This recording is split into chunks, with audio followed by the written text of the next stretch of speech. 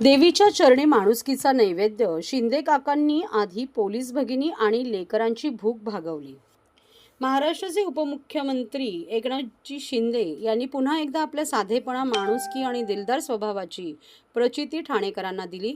ठाणे पूर्वेकडील संत तुकाराम महाराज मैदानात आयोजित चैत्र नवरात्र उत्सवाच्या देवी स्वागत मिरवणुकीत त्यांनी दाखवलेली संवेदनशीलता हा संपूर्ण सोहळ्याचा केंद्रबिंदू ठरला।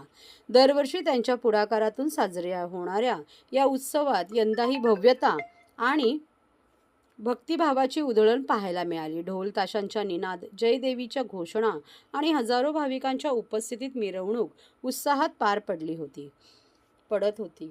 शिंदे सहकुटुंब या मिरवणुकीत सहभागी झाले होते।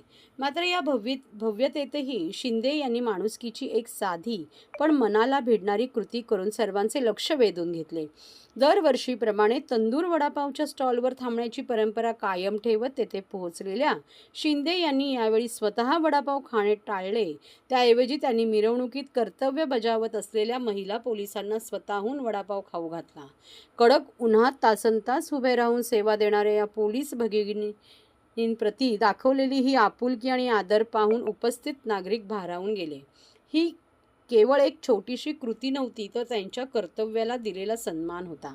इतकंच नव्हे तर शिंदे काका म्हणत सेल्फीसाठी धाव घेतलेल्या लहान मुलांनाही त्यांनी तितक्याच प्रेमाने वडापाव खाऊ घातला।